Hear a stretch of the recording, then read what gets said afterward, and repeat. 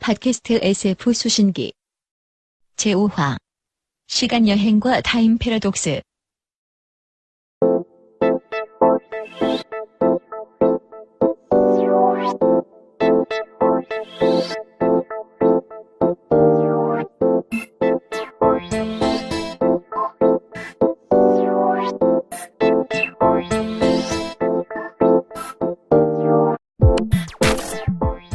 여러분은 시간여행이 가능하다면 무엇을 위해 어떤 과거나 미래에 가실 건가요? SF 수신기 5번째 시간인 오늘은 시간여행으로 발생하는 모순을 다룬 영화 타임 패러독스를 비롯하여 시간여행을 다룬 다양한 작품들에 대한 얘기를 해보려 합니다.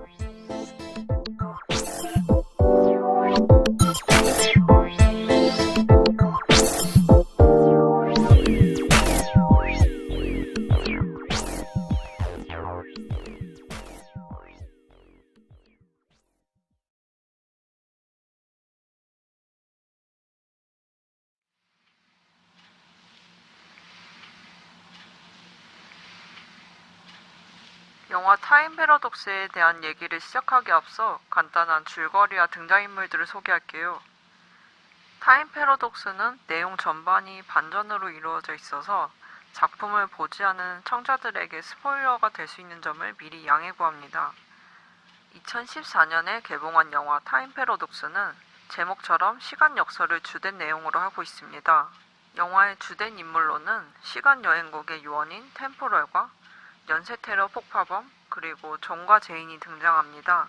영화는 1992년 템포럴 요원과 피즐 폭파범 사건에서 시작해 1970년, 1945년, 1963년, 점점 올라가 1992년 등 과거와 현재를 타임리프하다가 후반부에는 영화의 처음 시점으로 거슬러 올라오게 됩니다.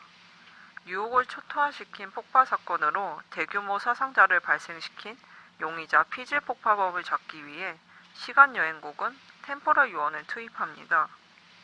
템포럴 요원은 타임리프하여 바텐더로 위정하고 사연이 많은 손님 존을 만나게 되는데요.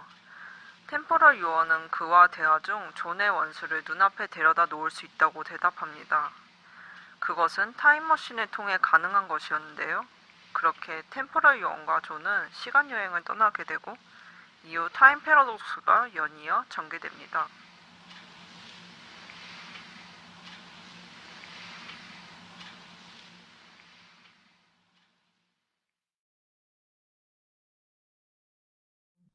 안녕하세요, 관장님. 오늘은 타임 패러독스에 대한 얘기를 해보려 하는데, 영화가 흩어진 퍼즐처럼 반전이 많이 존재하잖아요.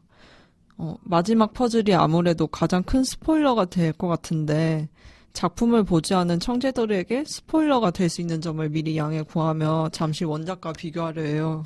그 원작 소설에 대해서 간단히 소개해 주실 수 있나요? 원작은 로버트 A. 하인라인이라는 작가의 작품 All You Zombies라는 게 있습니다. 1959년에 나왔는데요. 이 작품이 단편이었는데 타임 패러독스에서 거둘 수 있는 여러 가지 요소들을 굉장히 흥미롭게 그려놨다는 특징이 있어요. 원작하고 영화는 사실 거의 비슷합니다.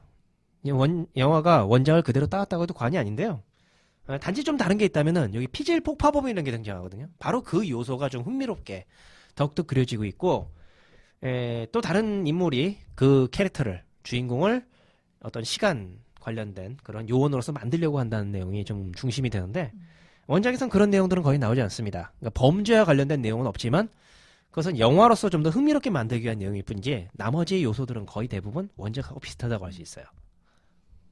저도 원작 소설을 영화를 본 이후에 봤었는데, 아무래도 영화를 먼저 보고 나니까, 소설을 읽으면서 계속 영화의 어떤 장면들이 막 떠오르더라고요. 그 내용 전반이 거의 영화랑 비슷했는데 관장님이 말씀해 주신 것처럼 영화 속에서는 그 피질 폭파법이랑 요원으로 투입하게 되는 어떤 과정 같은 그렇죠. 게 시간에 관련된 그런 요원으로서 등장하게 되는데, 그런 요소도 있겠지만 전반적으로 봤을 때는 사실 이 작품이 영어로 만들기엔 되게 힘든 작품이라고 저는 개인적으로 생각했어요. 그런데 그거를 배우들의 연기도 있고 연출도 있고 여러 가지 면에서 상당히 흥미롭게 영화로서도 재미있게 그렸다는 건 굉장히 정말 놀라운 일이 아닐 수 없습니다.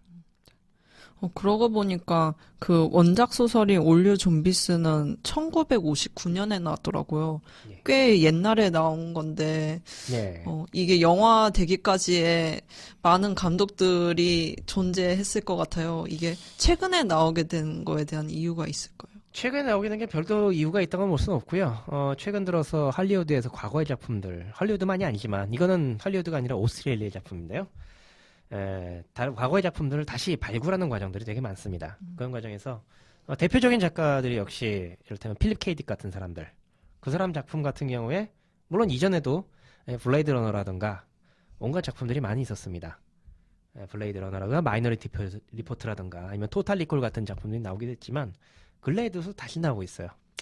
어떤 면에서 영화 업계에서 소재 발굴을 위한 차원에서 소재가 좀 많이 떨어진 상황도 있기 때문에 이러한 고전 작품들을 다시 들어온 거지만 저는 1959년에 나온 이야기가 결코 낡았다고 생각하지 않습니다. 타임 패러독스라고 하는 그러한 시간 여행 개념에 있어서 이 정도로 흥미롭게 만든 작품은 생각보다 별로 없거든요. 그 원작 소설은 사실 단편 소설이잖아요. 꽤 짧았는데 영화화 되면서 아무래도 굉장히 살이 붙은 것 같긴 해요. 네, 그렇죠. 뭐 어쩔 수 없지. 특히 SF는 독특한 아이디어를 바탕으로 만든 경우가 되게 많아요. 단편들 보게 되면. 그 아이디어를 살려가지고 어떤 식으로 이야기를 만들까. 그러니까 토탈리콜 같은 경우도 진짜 아예 되게 짧은 단편이거든요. 근데 그 짧은 단편에 온갖 종류의 살을 붙여서 무슨 화성으로 가서 무슨 여행을 하고 뭐 범죄를 저지르고 뭐 테러가 일어나고 하는 그런 논자 얘기들이 뒤섞이면서 한 편의 영화로 완성된 것처럼 이 작품 역시 단편으로서의 그 아이디어가 굉장히 참신하고 흥미롭기 때문에 그걸 어떻게 하면 이야기를 만들까 고민한 끝에 완성된 작품이라 볼 수 있겠죠. 근데 이제 소설에서 시간 역설에 대해서 다룬다고 할 때 이게 영화는 시간 예술이잖아요. 그래서 어떻게 구성을 하느냐에 따라서 그 러닝 타임이 이제 달라질 것 같은데 생각보다 이렇게 소설에서 나오는 전개대로 영화를 만들었더라고요. 네. 그것도 주목할 만한 점인 것 같습니다. 실질적으로 피질 폭파범을 비롯한 그런 뭐 범죄적 설정, 그다음에 경찰이라는 설정, 그걸 제외하면 실질적으로 거의 모든 내용이 원작 그대로거든요. 그 독백으로 좀 이루어지고, 뭐 거기는 역시 감독의 의도가 있었다고 생각을 해요. 어떤 특별한 그런 뭐 계기가 있었다기보다도 원작에 있어서의 그러한 충격, 그 느낌들을 잘 살리려고 노력한 결과물이 아닌가 싶습니다. 영화가 한국어가 되면서 이제 타임 패러독스라고 소개는 됐지만 원제는 프리데스티네이션? 예정설 숙명이라는 뜻이라고 하더라고요. 네.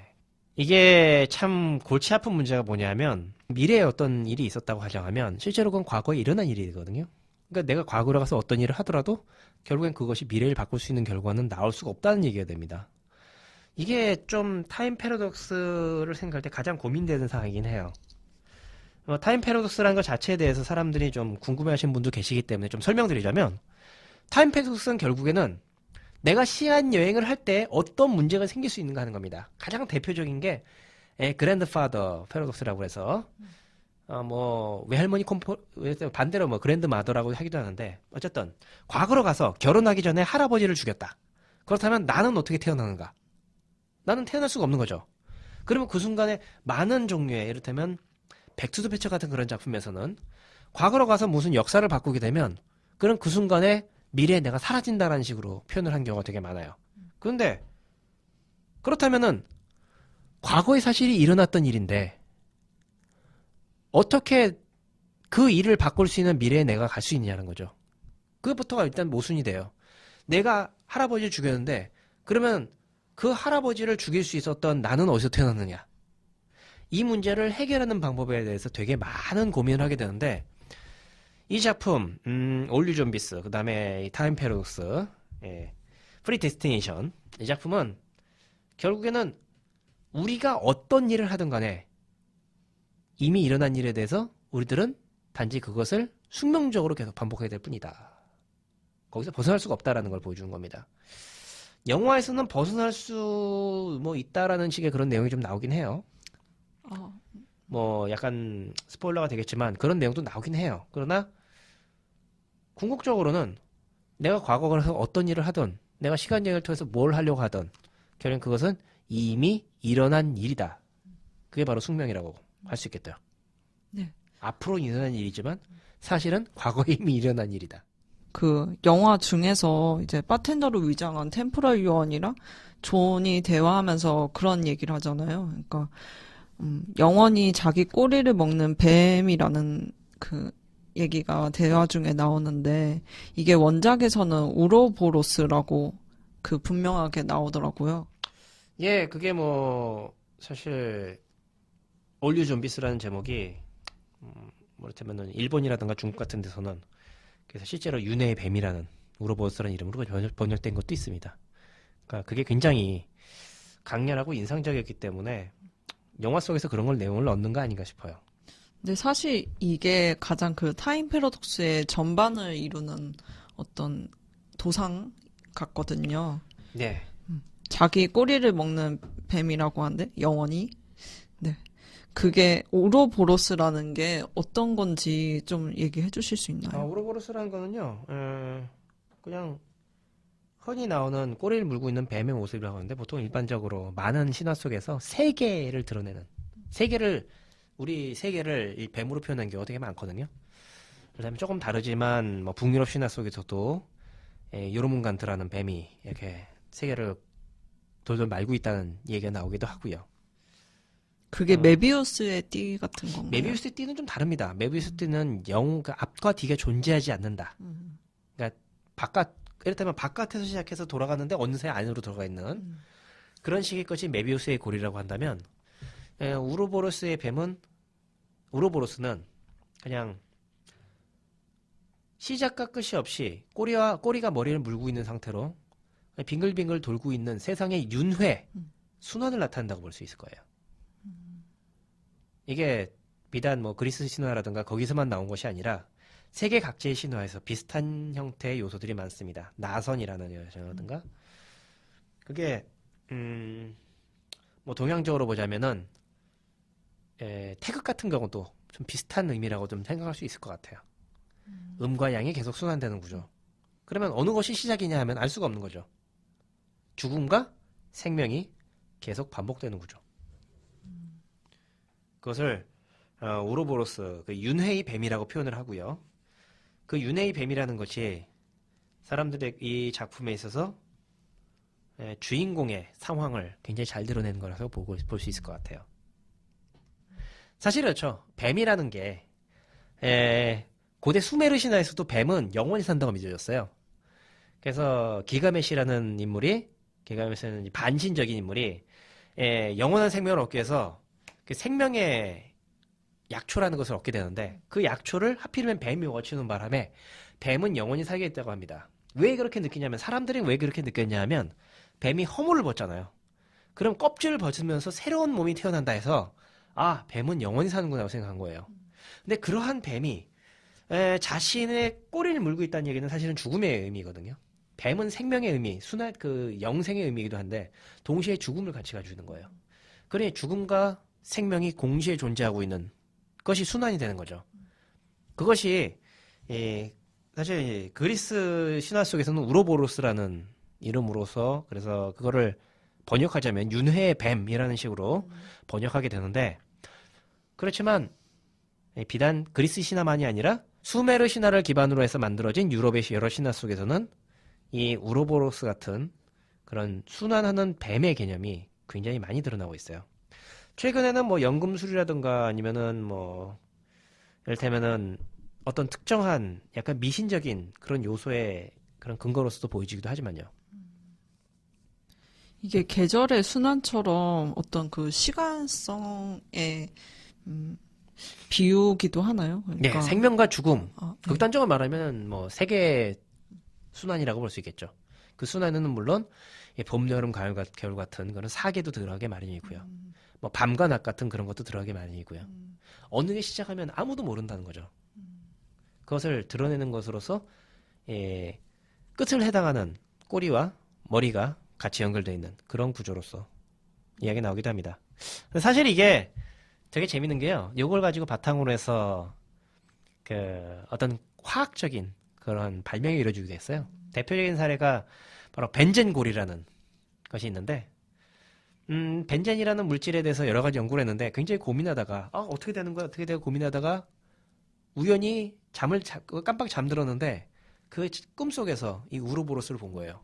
그렇구나 해가지고 그래 얘네들은 이렇게 둥글둥글하게 말려 있어 라고 하는 그러한 식으로 깨달음으로써 화학 발전에도 참 이바지한 사례가 있습니다. 그 영화 속에서 대표적으로 어떤 패러독스가 존재하는지 살짝 얘기해 봤으면 해요. 영화 속에 등장하는 패러독스, 뭐 반전이라고 하면 몇 번의 반전이 등장한다 얘기하는데 그 반전의 개수보다도 결국엔 이 안에 나오는 거의 모든 캐릭터가 사실 한 사람이다라는 게 가장 큰 반전이죠. 이렇게 되면 여기까지 하게 되면은 이제 사실 스포일러가 되는데 그게 어떻게 해서 그 사람이 되는가라는 내용이 굉장히 흥미롭기 때문에 결과는 사실은 이미 다 알고 있다고도 할 수 있어요. 그렇지만 그걸 엮어내는 내용 자체가 굉장히 흥미롭게 그려내고 있어요. 그게 이 작품의 가장 큰 특징이 아닌가 싶습니다. 저는 소설을 읽을 때도 그랬지만 영화를 봤을 때도 이제 이게 어떻게 한 사람인지에 대해서 계속 네. 알 수 없었거든요. 근데 그게 영화에서는 좀 더 설명적으로 이제 추가된 부분들이 많은 것 같아요. 그러니까 그 피즐 폭파범이라는 설정이 들어가면서 초반에 이제 그것의 사건과 이제 얼굴을 잃게 되는 어떤 주인공의 모습들이 나오고 하다 보니까 나중에 단서가 되지만 소설 속에서는 그것들이 없고 정말 그 존과 그 바텐더가 된 템포럴 요원이 대화하는 장면으로부터 시작하잖아요. 예, 그래서 사실 소설 속에서는 얘가 왜 이런 식이 됐는지 이유가 안 등장하죠. 그냥 어쩌다 보니까 그렇게 된 느낌이에요. 그렇지만 영화에서는 명백하게 뭔가 임무를 달성하려고 하다 보니까 그 결과로 이렇게 됐다. 사실은 그게 숙명이지만요. 라는 것이 드러나게 되고 결국에는 맨 처음에 주인공으로 등장하는 템포럴. 이 템포럴이라는 말 자체가 사실 외국에서 말하는 그 서양에서 영어로 말하는 타임 패러독스를 이제 템포럴 패러독스라고 하는데 바로 그거 자체가 사실 스포일러기도 해요. 그래서 이 템포럴이라는 사람은 사실은 이미 다 알고 있는 거죠. 도대체 어떤 일이 일어난지. 그리고 그 일이 일어날 수밖에 없다는 것도 알고 있어요. 안 그러면 지금의 자신이 존재하지 않으니까. 그래서 그 과정 자체를 전체적으로 그려내게 되죠. 아까 전에 관장님이 말씀하실 때 그랜파 패러독스라는 얘기를 하셨는데 그거 외에 이제 다른 타임 패러독스의 설정들이 있나요? 정확히 말하면요. 시간 여행을 하게 되면 타임 패러독스 발생 안 할 수가 없습니다. 왜 그러냐면 제가 만약에 과거로 간다 쳐요. 그러면은 왜 나비효과라는 게 있지 않습니까? 그게 뭐냐면 뉴욕에서 나비가 날면 그 나비가 나는 아주 작은 공기의 변화가 북경에서 폭풍을 부른다는 얘기예요. 그거는 카오스 이론이라는 그런 게 있습니다. 우리들은 보통 이게 아주 어떤 큰 변화가 있으면 큰 변화가 일어난다고 생각하기 쉽지만 원인이 커야만 큰 변화가 일어난다고 생각하지만 우리 세계에서는 아주 작은 변화가 엄청나게 큰 변화를 알 수 있어요. 그러면 제가 과거로 가서 제가 아무것도 안 한다 치더라도 과거로 가서 이를테면 지구에 가해지는 중력이 무게가 조금이라도 늘어났다. 아니면은 우리 세상에 가해지는 열이 아주 조금이라도 늘어났다. 이를테면 매트릭스 같은 거 보면은 우리 인간을 뭐 전열 배터리를 쓴다고 하잖아요. 그렇게 우리 몸에서 나오는 열이 아주 약간이라도 영향을 줬다. 그렇다면 그로 인해서 세상의 날씨가 극단적으로 변할 수도 있고 그 결과 세상의 역사가 엄청나게 바뀔 수 있죠. 가령 노르망디 상륙작전이라고 되게 유명한 작전이 있습니다. 2차 세계대전에 정말로 중요한 작전이었어요. 근데 노르망디 상륙작전은 사실 이 날씨가 만약에 흐렸다면 그렇다면 아마 성공 못했을 가능성이 되게 높아요. 당시에 영국에선 레이더를 이용해서 비가 내리지 않을 것이다. 날씨가 맑아질 것이다 라고 생각하고서 감행했지만 뭐 지금도 솔직히 그 일기예보가 잘 안 맞는데 그때 일기예보가 잘 맞겠습니까? 천에 하나 만에 하나 비라도 내렸다면 분명히 해안은 진창이 됐을 것이고, 그리고 구름이 껴가지고 비행기들이 제대로 비행하기도 힘들 것이고, 그렇다면 노르망디 상륙작전이 실패했을 가능성이 있고, 그러면 세상의 역사는 엄청나게 바뀌었겠죠. 근데 그 원인이 사실은 시간 여행을 해서 발생한 나비 효과였다면, 그러면 저는 단지 그 자리에 있기만 했을 뿐인데 세상을 완벽하게 바꿔놓은 결과가 되는 거예요. 그런 식으로 극단적으로 보면 그렇습니다. 하지만 그거 이외에도 굉장히 많은 형태로 모순이 생길 수 있어요. 가령 제가 과거로 가서 어떤 물건을 놔뒀어요. 그러면 원래는 그 물건이 없었는데 그 물건은 갑자기 튀어나온다는 얘기가 되겠죠. 미래로 가게 되면 그 물건이 등장했어요. 그건 언제부터 있었던 걸까요? 왜 나는 그걸 모를까요? 내가 과거로 가서 히틀러를 죽였어요. 그러면 나는 어떻게 히틀러에 대해서 알고 있을까요? 히틀러는 이미 과거에 죽었는데. 그런 것들이 모두 타임 패러독스의 그런 요인이 되고요. 그래서 이걸 어떻게 하면 그 문제를 해결할 수 있을까라는 되게 많은 방법들이 있었고, 그것들이 결국 시간 여행을 만들어내는 원동력이 아닌가 싶습니다. 흔히 나올 수 있는 게 이 영화 타임 패러독스, 올류 존비스에 나온 것처럼 숙명론이에요. 내가 과거로 가서 어떤 일을 하더라도 결국에는 그 일은 일어날 수밖에 없는 일이다. 그 일은 바뀌지 않는다. 원래 일어난 일이기 때문에. 또 하나는 좀 이제 어쩌면 그럴듯하게 납득하기는 좀 힘들 수도 있겠지만, 시간이라는 것이 이렇게 쭉 흘러가는 형태가 아니라 각각 단독으로 존재하는 그런 것이기 때문에 우리 시간 차원은 일반적인 공간 차원과는 굉장히 많이 다르다고는 해요. 그래서 각각 단독으로 존재하는 거기 때문에 과거의 영향이 미래에 전해질 수 있지만, 과거로 가서 무슨 일을 했을 때 그것은 이미 일어난 일이라는 것이 아니라 그럼 일어나지 않은 일이기 때문에 그게 일어나는 순간 나중에 미래에 영향을 주는, 그래서 대표적인 사례가 바로 백투더 퓨처 같은 것처럼 주인공의 어머니와 아버지가 결혼을 못하게 될 때 주인공이 그때 가서 사라지는 그런 식의 내용도 있습니다. 근데 이게 가장 모순이 제일 심하다라고 해서 또 하나 나오는 것이 바로 평행우주입니다. 우리가 과거로 가서 역사를 바꾸고 상황을 바꾼다면 사실은 그 상황은 내가 살고 있는 우주에는, 우리 세계에는 영향을 안 준다라는 겁니다. 대신에 역사가 바뀐 또 하나의 우주가 만들어진다는 거예요. 그래서 그 우주에서는 내가 역사를 바꿨는데, 내가 역사를 바꾼다 하더라도 내 역사에는 영향을 안 미치지만 그러한 새로운 우주가 만들어짐으로써 그 세계는 내가 존재하지 않는 세계가 되어버리겠죠. 그런 평행 우주가 존재한다면, 실제로 존재한다라고 하는 그런 학자들의 얘기가 많이 있는데, 그런다면 사실 지금 이 순간 어떤 평행 우주에서는 내가 남자가 아니라 여자로 태어난, 혹은 내가 한참 뒤에 태어난, 또는 내가 이미 죽은 온갖 종류의 세계가 존재할 수 있겠죠. 그러면은 이거는 다중우주로도 볼 수 있으면서 도플갱어가 존재한다고도 얘기할 수 있나요? 도플갱어. 만약에 제가 다른 평행 우주로 갈 수 있게 된다면 그 세계에서는 나하고 똑같은 존재가 동일한 가치이겠죠. 그렇다면은 정확히 같은 존재가 되니까 도플갱어 같은 느낌이 들 수 있어요. 하지만 서로 간의 세계에 영향을 안 준다면 영향을 줄 수도 있을지도 몰라요. 경우에 따라서는. 그런 식의 이야기도 있습니다. 실제로 평행 우주끼리 영향을 준다는. 영향만 줄 수 없다면 내가 그 세계에서 나를 죽이건 말건 상관없는 거죠. 그 나와 지금의 나는 완전히 다른 존재니까. 그 로버트 A. 하이라인의 소설 올류 좀비스도 굉장히 옛날 소설이잖아요. 그거 이전에도 시간 여행을 주제로 다룬 다른 작품들도 있었나요? 사실 시간 여행이라는 것이 역사가 되게 오래됐습니다.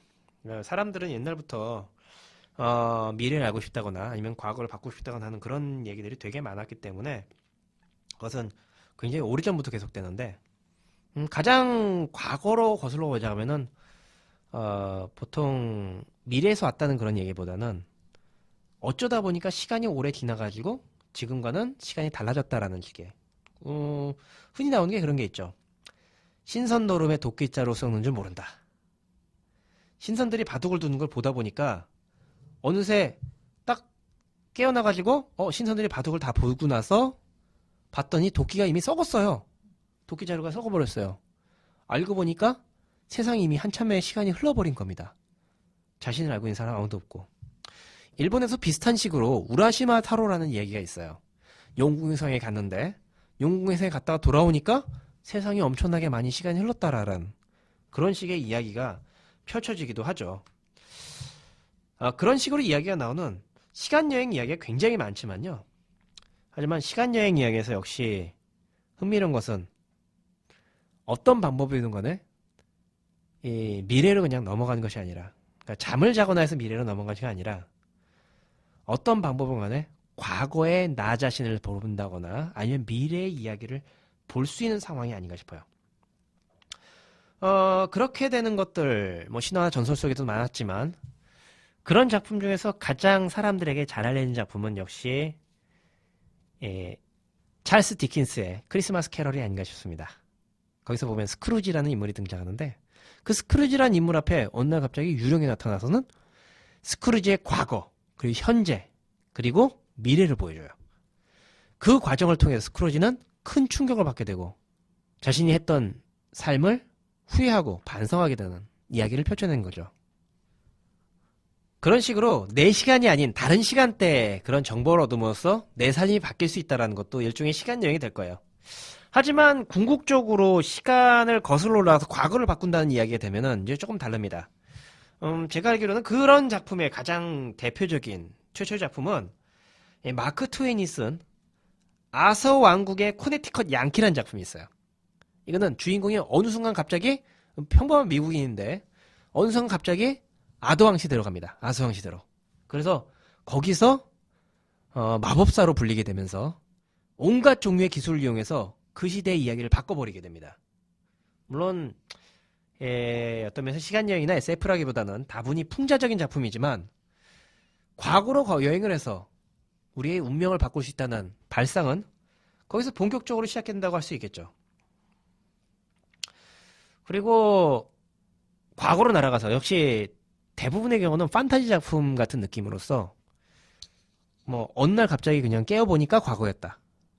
아니면 고대의 괴수를 타고 뭐 히포그리프 같은 고대의 괴수를 타고 날아갔다. 같은 이야기에 보통 줄을 이뤘었어요. 그러다가 본격적으로 SF의 기계의 유행에 의한 어떤 장치에 의해서 자유롭게 과거와 미래를 오가는 그런 이야기가 등장하기도 하죠. 거기서부터 본격적인 시간여행 이야기가 시작됐다고 생각합니다. 지금 들은 얘기들 속에서의 시간여행은 대부분 이제 과거에서 미래로 가거나 미래에서 과거로 가는 식의 어떤 이제 중간에 타임머신이 매개하지 않는 상황들인 것 같은데 그 타임머신과 타임슬립이라는 게 시간여행에서 가장 그 대표적인 소재로 쓰이는 것들이잖아요. 이제 그런 것들도 유형이 많은 것 같은데 뭐 크게 말하자면요. 타임머신과 타임슬립으로 나눈다고 생각하시면 될 것 같아요. 물론 시간여행을 하는 초능력이라는 게 등장할 수도 있는데 일단 타임슬립부터 말씀드리자면 대표적인 거 보자면은 이제 시간을 달리는 소녀 같은 그런 작품이 있습니다. 그건 뭐냐면 어느 날 갑자기 왠지 몰라도 시간을 여행하게 된 능력을 가진 거예요. 그러니까 초능력의 일종이죠. 하지만 자기 자신은 그거를 어떻게 하지 못합니다. 그냥 굳이 말하자면 마치 미끄러져서 떨어진 것처럼 나도 모르게 시간을 건너뛰어 버린 거예요. 그것이 과거건 아니면 미래건. 그렇지만 그것은 나의 마음대로 할 수 없죠. 그 상황에서 원래 세계로 돌아간다거나 혹은 그 상황을 이용해서 잘못된 문제를 해결한다거나 하는 그런 식의 이야기들이 종종 보입니다. 그래서 실제로 타임슬립이라는 이름의 제목에 그런 소설도 나오기도 했었고요. 반면 타임머신은 좀 다릅니다. 타임머신은 어떠한 특정한 기계를 이용해서 기계 장치를 이용해서 시간여행이라는 것을 어느 정도 통제할 수 있는 그런 상황이에요. 물론 마음대로 시간을 완벽하게 이동하게 되면 이야기가 아주 복잡하게 될 수 있기 때문에 가장 대표적인 사례가 역시 영화 타임 트랩 패러독스겠지만 그렇게 되지 않도록 그렇게 되는 상황이 오지 않도록 많은 작품 속에서는 타임머신을 사용하는 데 좀 제약을 두고 있습니다.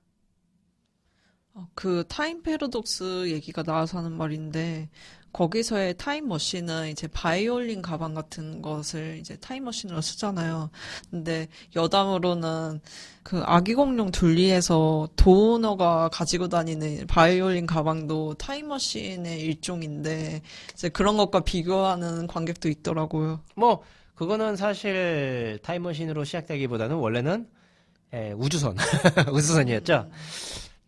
그런 발상은 참 재밌는 것 같아요. 뭐 그것이 서로 영감을 얻은지 모르겠지만, 왜 음악을 듣고 있으면 시간이 날아간다거나 그런 상황들이 종종 있으니까 그런 그래서 것을 풍자했을 수도 있겠죠. 네, 그래서 수많은 이제 타임머신이 될 수 있는 어떤 생활용품, 그러니까 이제 일상적인 용품이 됐을 때 누군가한테 들키지 않을 수 있어서 쓰는 것 같은데, 예. 하필이면은 왜 그 악기가 연관이 돼 있을까도 궁금했었거든요. 그거에 대해서는 뭐 제작자한테 물어봐야 되겠지만, 뭐 잠깐 얘기 들었듯이 음악을 통해서 음악을 듣다 보면 시간이 그냥 훅훅 넘어가는 듯한 느낌이 들 수 있다. 그런 것도 있지 않나 싶습니다. 한편 뭐 생활에 대한 얘기를 한다면 역시 사람들에게 제일 흥미로운 거는 닥터 후에서 등장하는 바로 그 경찰 폴리스 박스 모양의 그 타디스라는 그런 시간 여행 장치죠. 보통 일반적으로는 시간 여행 장치로서 가장 유명한 장치가 일단은 H.G. 웰즈가 맨 처음에 만들었던 타임머신이라는 장치일 겁니다. 그 장치는 미래로 날아가는 데 목적이었고, 그리고 다시 과거로, 정확히 말하면 현대로 돌아오게 되는 그런 용도로서 사용해요. 거기서 H.G. 웰즈는 사실 시간 여행이 가능하다 말다, 그게 아니보다는 시간 여행을 통해서 우리가 무엇을 보여줄 수 있느냐, 우리 삶이 이렇게 바뀔 수 있다라는 것, 앞으로 미래가 이렇게 될 수 있다는 걸 보여주는 장치로서 사용합니다. 하지만 그 타임머신이라는 장치가 거의 처음 등장하면서 굉장히 유명해졌어요. 타임머신 이전에도 장치를 이용해서 뭔가 과거로 가고 미래로 가는 얘기 있었습니다. 이를테면은 뭐 기차 같은 걸 이용해서, 어떤 특별한 형태의 기차를 이용해서.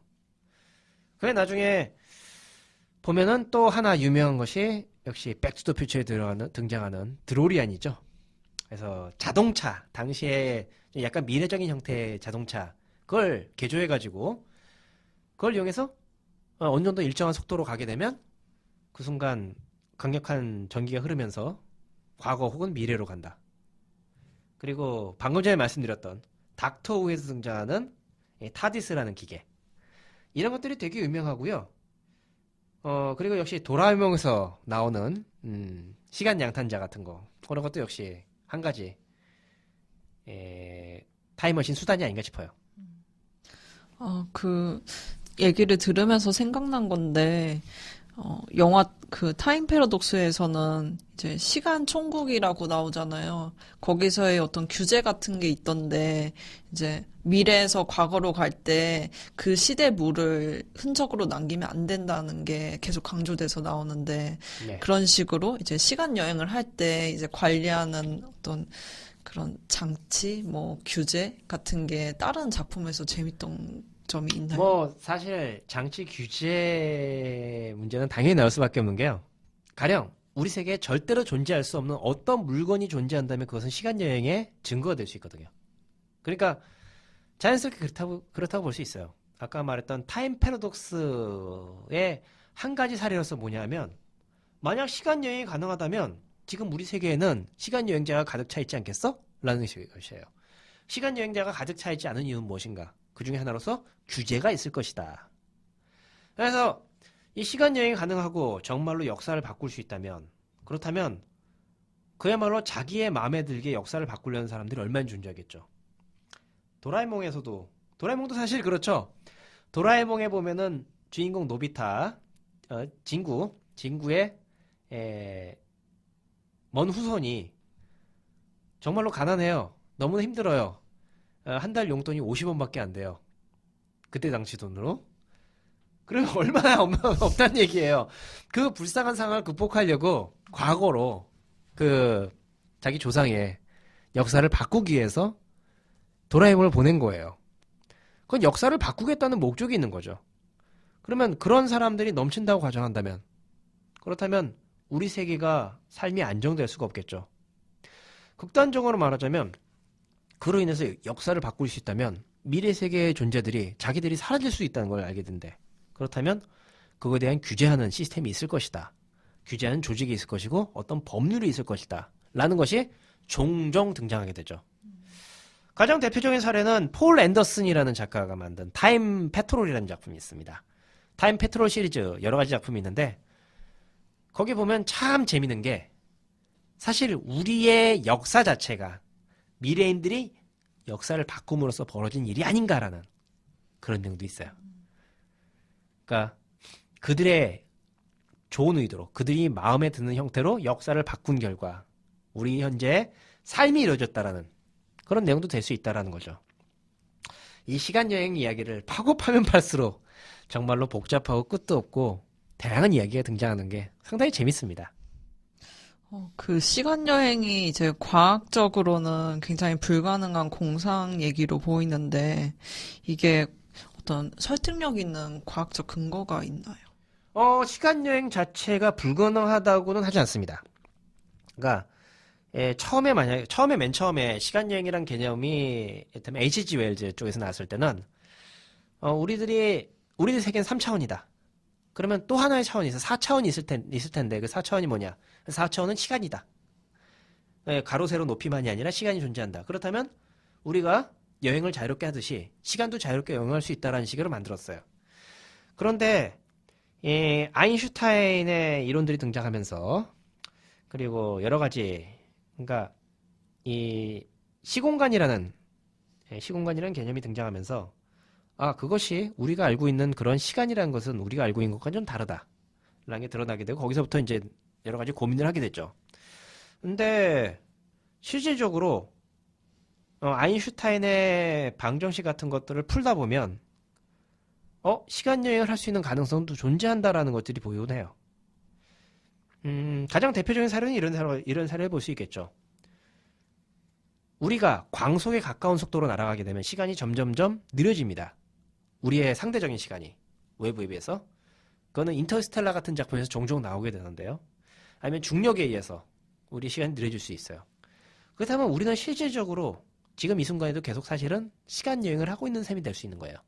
왜냐면 우리 지구가 굉장히 빠른 속도로 우주를 공존하고 있고 그리고 태양도 마찬가지고 은하계도 마찬가지고 그러면 그런 상태에서 만약에 우리가 더욱 빠른 속도로 갈 수 있다면 사실은 극단적으로는 일단 빛의 속도를 넘어가는 것이 아니라 빛의 속도로 머물러 있을 수 있다면 그런 주변 세계는 시간이 흘러가겠지만 나는 시간이 흘러가지 않으니까 나는 실질적으로는 과거에 존재하고 있는 그런 것이 개미될 수도 있죠.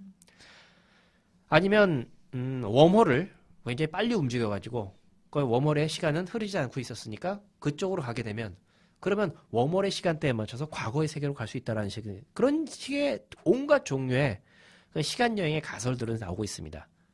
다만 정말로 시간여행이 구현되는 거 아닌가는 역시 지금 기술로는 불가능하다 정도로 얘기할 수 있을 것 같아요. 다른 SF 소설에서 다뤄지는 이제 시간여행의 경우에는 보통, 이제 어느 한 사람이 어떤 시간대로 가는 것을 얘기하곤 하는데, 이제 그런 과학에서 다뤄지는 시간여행이라는 거는 사실 그 중력을 얼마나 느리고 빠르게 하느냐에 따라서, 다른 시간대에 있게 되는 설정인 거잖아요. 다른 시간대에 있게 되는 설정일 수도 있고, 또 다른 방법으로, 그러니까 다른 것으로서는 특정한 장소에 그러면 시간대를 이를테면 고정해가지고 그 시간이 과거로 남아있게 한다고 한다면, 그럼 내가 그 웜홀 통과해서 그 웜홀 쪽으로 가게 되면 사실은 나는 과거의 세계로 간 게 돼버린다. 라는 식의, 좀 약간 좀 복잡합니다만, 일단 기본적으로 시간여행 자체는 가능성이 없진 않다라는 게 과학계의 어느 정도 중론이에요. 그렇지만 시간여행은 실제로 불가능하다고 하시는 분들도 적진 않습니다. 그러니까 이것이 어떤 식으로 발견될지, 어떤 식으로 발전할지는 앞으로는 모릅니다. 정말 모르죠. 누구 말 맞다나 정말 이 세상이 시간여행자로 가득 차 있을 수도 있습니다. UFO가 그 미확인 비행 물체가 사실은 그러한 시간 여행자의 흔적일 수도 있는 거고요. 뭐 고대 세계에서 정말로 시간 여행을 했을지도 모르는 겁니다. 하지만 적어도 지금 이 시점에서 시간 여행을 할 수 있다, 시간 여행이 이루어졌다라는 증거는 없다는 건 사실이에요.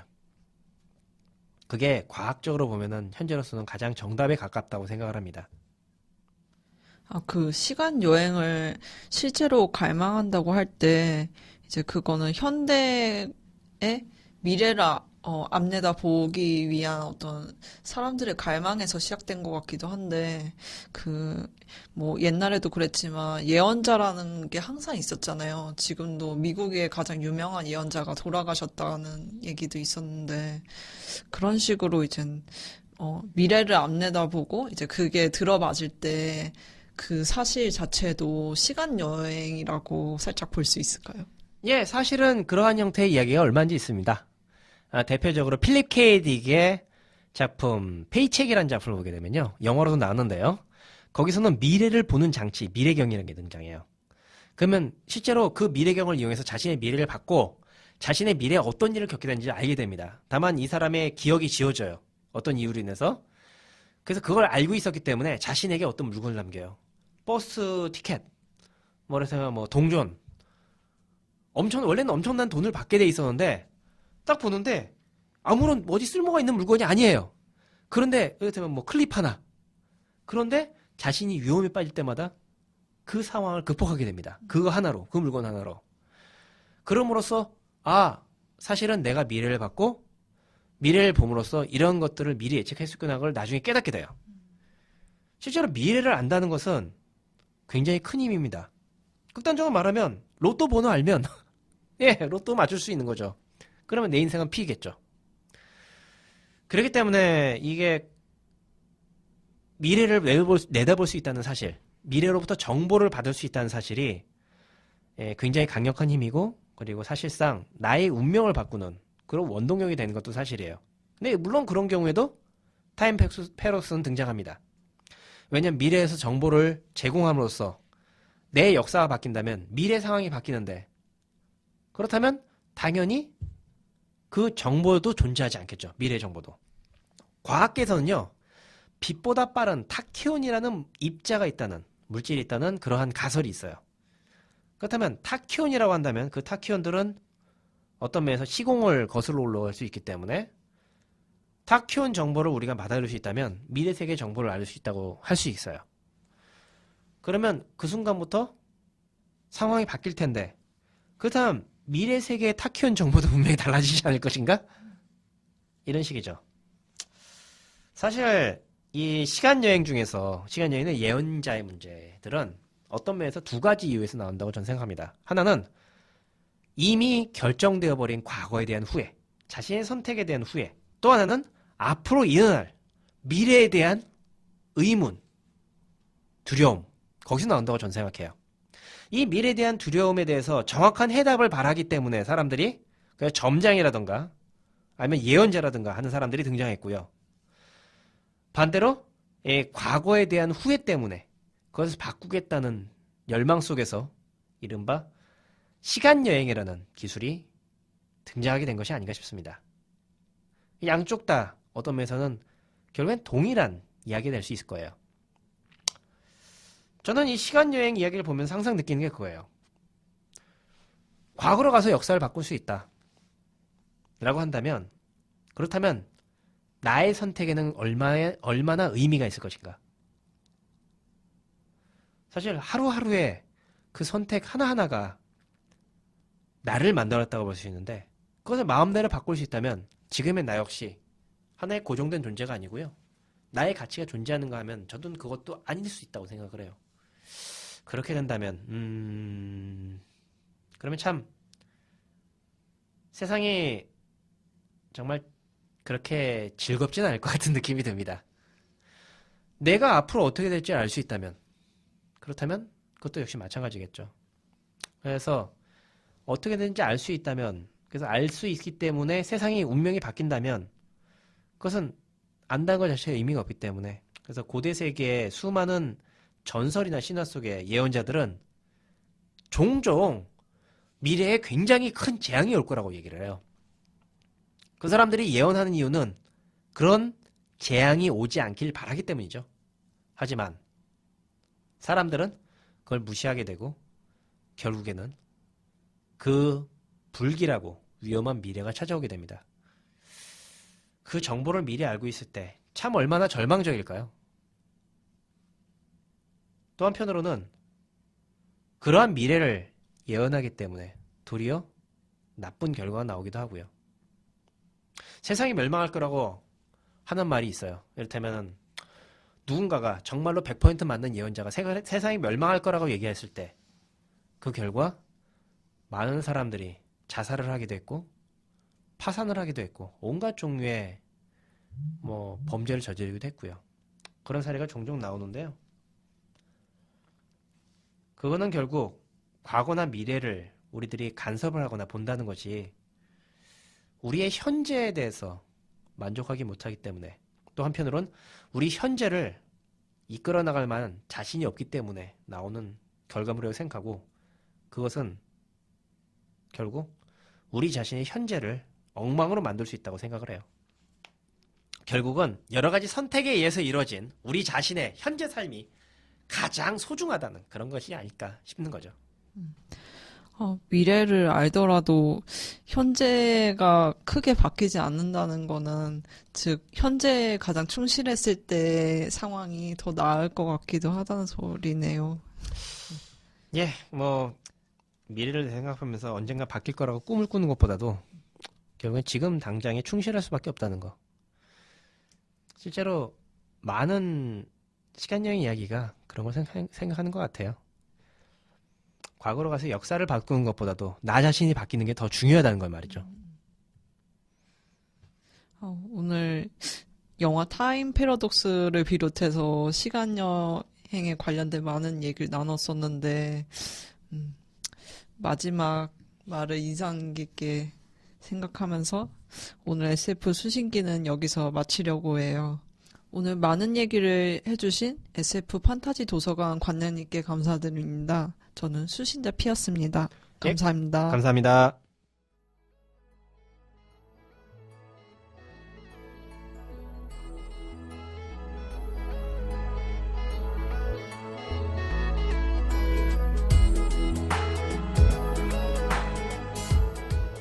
여러분은 시간여행이 가능하다면 무엇을 위해 어떤 과거나 미래에 가실 건가요? 오늘 SF 수신기를 시작하며 여러분께 드렸던 질문인데요. 저는 시간여행이 꼭 공상 속 얘기로 생각되지는 않는답니다. 타임머신까지는 아니지만 우리가 다양한 SF와 판타지 작품들을 보며 몰입하는 순간 현재와는 다른 시공간을 여행하곤 하지 않나요? 상상의 이야기들을 거쳐 여러분에게 아주 인상 깊은 무언가가 남아있다면 어쩌면 그것은 시간여행의 증거가 아닐까요?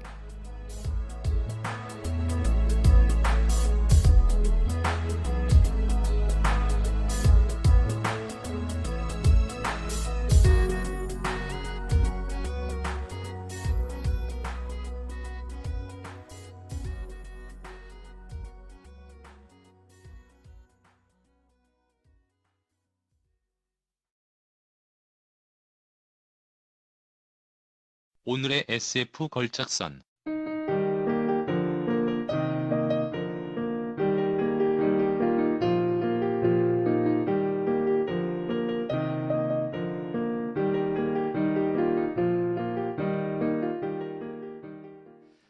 안녕하세요. 오늘은 켄 그린우드라는 작가의 리플레이라는 작품을 소개할까 합니다. 다시 한번 리플레이라는 제목으로 나오기도 했는데요. 자, 이 작품은요. 우선 주인공이 죽으면서 시작합니다. 갑자기 어느 날 신장마비로 죽어요. 그런데 깨어나가 보니까 내가 과거에 젊었을 때의 자신으로 돌아가 있는 거죠. 아, 주인공은 살판났습니다. 앞으로 어떤 회사가 잘 되고 어떤 영화가 뜰 건지 잘 알고 있어요. 자기는 영화 제작자가 되고 싶었기 때문에 이 앞으로 만들어질 영화를 이미 다 알고 있어서 그걸 바탕으로 투자를 합니다. 이를테면 모 유명한 우주 전쟁 작품을 이 사람이 직접 연출해서 만든다거나 하는 식으로 말이죠. 그렇게 인생을 살아가는데 또 어느 순간이 되니까 또 죽어요. 이번엔 조금 더 뒷날 조금 더 나이가 든 시절로 돌아가고 그 과정을 계속 반복하게 됩니다. 주인공은 그때마다 인생을 새롭게 살게 되지만 그때마다 자신이 못했던 후회했던 일들을 다시 어떻게든 바꾸려고 하지만 그것이 점점점 허무해집니다. 마지막 순간에 주인공은 결국엔 얼마 안 된 앞으로 돌아가서 다시 죽는 그 과정을 거치게 되죠. 이처럼 시간이 반복된다는 개념은 이후에 타임 루프물이라고 하는 그런 장르의 영감을 주게 됩니다. 그리고 그 밖에도 수많은 작품에 영향을 주고 이야기를 만들게 되죠. 그렇지만 이런 작품을 봤을 때 여러 가지 느끼게 하는 점, 무엇보다 가장 중요한 것은 이거 같아요. 과거에 일어난 일을 우리가 바꿀 수는 없습니다. 중요한 것은 앞으로의 인생을 어떻게 살아가는가 하는 거죠. 이 사람이 과거의 일을 다시 한번 되풀이하면서 내가 후회했던 일을 다시 어떻게든 극복하려고 하는 그 상황들은 결국 지금 이 시점에서 앞으로의 인생을 어떻게 살아가는가 하는 그 가능성을 다시 한번 느끼게 하기 위함이 아니었나 싶어요. 지금의 우리가 있는 것은 과거의 수많은 선택을 통해서 결정된 결과입니다. 그것이 설사 우리가 지금 당장 부족한 게 있고 아쉬운 게 있더라 하더라도 그보다는 그 일을 후회하기보다는 앞으로 인생을 살아가는 게 더 중요하다는 걸 보여줍니다. 마지막에 결국에 주인공은 현대에서 다시 인생을 시작하게 되고 그 인생이 새롭게 그리고 자신이 만족할 수 있는 길이 될 수 있으라고 생각하면서 노력하게 됩니다. 이런 점이 어떤 면에서 시간여행 작품의 본질적인 측면을 잘 보여준다고 생각해요. 그야말로 한숨도 쉬지 않고 충실하게 볼 수 있는 작품 리플레이. 여러분 한번 꼭 찾아서 보시길 권합니다.